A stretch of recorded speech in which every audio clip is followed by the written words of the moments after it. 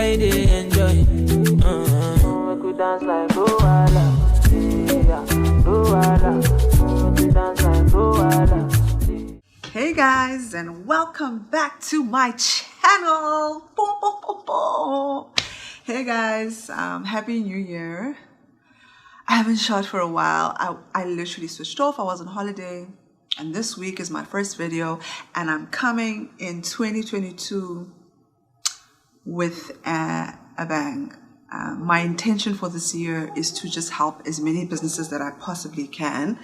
I'm also streamlining like my social media platforms with my YouTube. So I'll try to keep the content coming and answer as many questions that I can. Before we get started, please make sure you subscribe down below, like my videos, and share with other entrepreneurs. I hope everyone is well and you had a fabulous December holiday.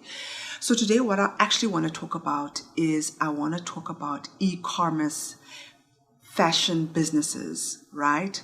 So I will be making reference to e-commerce businesses, small businesses that are still trying to find a niche market and customers to actually buy from their businesses online, whether it's from Shopify or Instagram or Facebook market.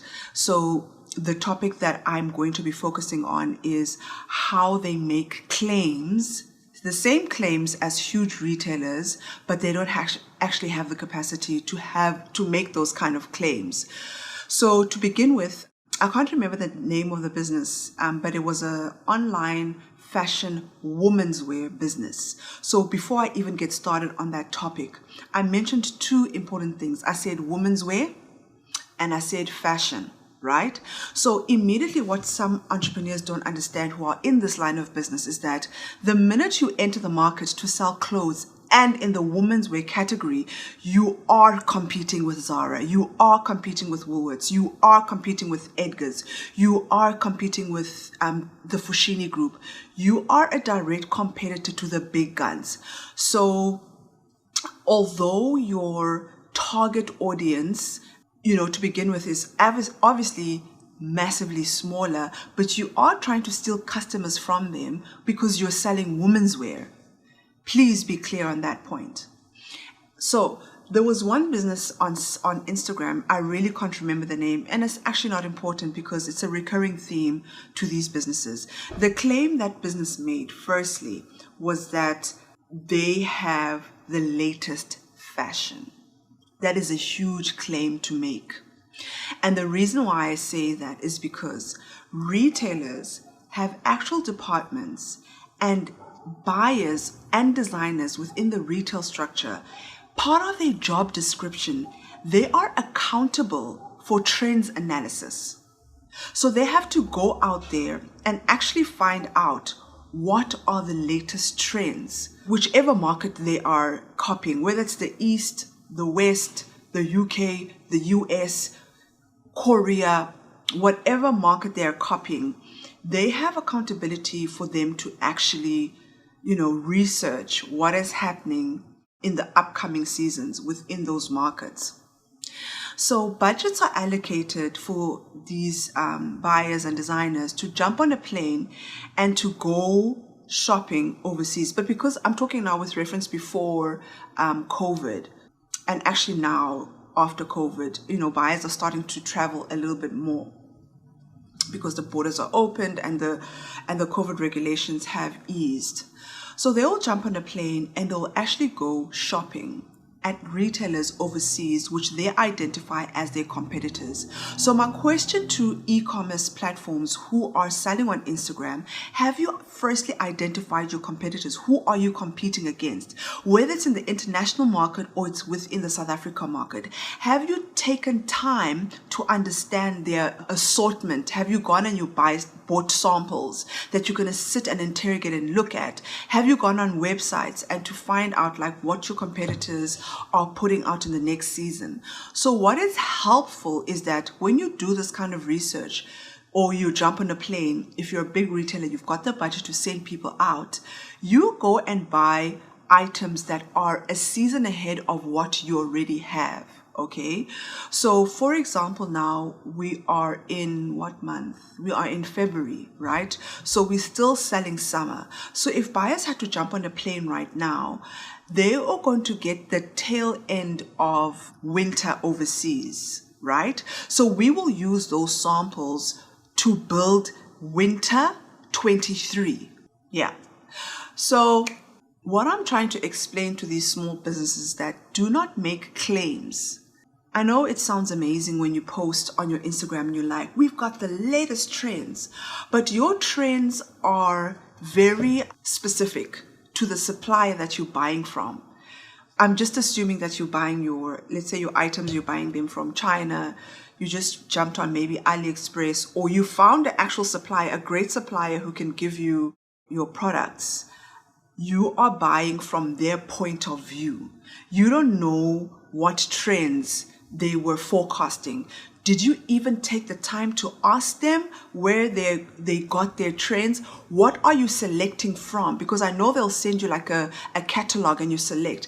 Do you ask the question, where did you get these trends? Okay, what did you focus them on before you make these amazing claims online or on your social media platforms that you're buying from, the latest trends? So just to continue to explain like how the process works in retail. So a team will be sent off of buyers, sourcing managers sometimes, and the design team will jump on a plane and they'll go, let's say, to London, and they'll go to all the London retailers which they've identified as competitors to the actual women's wear department. So for example, if the buyer and the design and the sourcing manager in the women's wear department for the dresses, the dressing department, the dressing category. So they've done their research and they've identified for, let's say, their dress department, they're going to go to H&M, they're going to go to ASOS, they're going to go to Zara, they're going to go to Selfridges, they're going to go to Bloomsburg and Harrods, like whatever they've identified as their competitors. They're going to go to those retailers and shop every single silhouette that they have identified as a great source, a point of departure when they're trying to put together a range, okay? So they'll buy those samples and they'll bring them back. It's a whole nother story of getting through to customs and how you have to deal with customs when you're buying those samples. I'll make a video on that. They'll jump on a plane and come back home. Then they're going to take those samples. There's various things that you can do with the samples. So they have, as I said, they're going to be building their ranges for the upcoming season. So their point of departure is not only from the samples that they've bought overseas, but the designer also sat before they left and did her own research, okay? And most times, I'm advising you, small businesses, function like the big dogs, but work within your budget.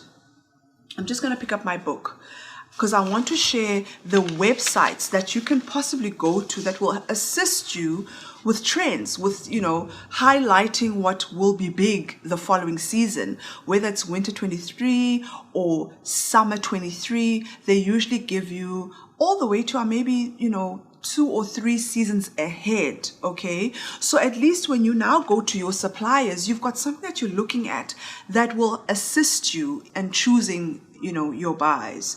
So you can make reference to WGSN, okay? Women's Wear Daily is a great one. Trend Zoom is an amazing one. And Trend Shop. I can tell you right now, if you can go and also do your research there, you can do an amazing job. So you would have done an amazing job. So after this research is done, as I said, I previously alluded to it, is that then, the teams will compile what they believe speaks to their customer from the samples that they've bought. But buyers, they work with their ranges for quite a long time. Like for a number of years, you'll find buyers who've been in the same department for 5 years. So they understand their customer, what their customer like, the colors, the prints, the silhouettes. So they will take that information from their trips, the internet research, and the data that's been collected by their business, and they will create updates every season, because what I've just explained, it happens every cycle, every buying cycle. They will travel to buy samples, bring them back. The designers will go through and do their own research, show it to us. From that research, then buyers will create their ranges. Buying is a very scientific way of buying, because your data tells you everything. So the advice that I can give to small businesses is that if you are launching your online platform, or you decided to go on the Instagram market, or you've decided to go on the Facebook market, the best thing for you to do is, if obviously you don't have budget to travel overseas, is do your research online and identify retailers that you believe are your benchmark, or you want to attract a similar customer to who they're bringing in as a retailer or an online platform. So as I was saying, do yourself a favor, buy a few samples, go on those websites that I've advised on. I'll put their links in my description box, so you can be able to, just click and take a look. So what I think my intention for this video was that to advise small businesses to, when you make these type of claims, you have to back it up. And what I've also noticed is that a lot of these online fashion businesses is that you launch such a small range. If you know that your budget is not as big, try to wait it out. There's no rush in business. If you know, because what it tells me inevitably, if you're launching a small range of, let's say, 6 items, okay, or even 3 items, between 3 and 6 items, it already tells me that the thought process behind it wasn't thorough, because you didn't sit down and project 3 seasons forward. And remember, each season has 4 quarters. There's autumn, spring, summer, winter. Okay, and each of those 4 quarters, you have to launch something. You have to bring in newness. So important. The customer gets bored seeing your items, online for the longest time. If you're selling the same thing for like 12 months, who wants to see that? No, nobody wants to see that. So for me, it just already tells me that there were no projections done, because you plan ahead. Sit down, project 3 years, see how many items you need to launch a full capsule, to launch a full collection that will keep your customers salivating, wanting more. So I think I'm going to leave it there. I'm going to continue on this topic because I think it's vitally important. People don't understand how to buy. And thank you so much for tuning into my channel. Make sure you subscribe. Hit the subscribe button. Make sure you like, comment, and share this video with all your friends and your entrepreneur friends in the fashion industry. Bye. So make you try to enjoy. Make you dance like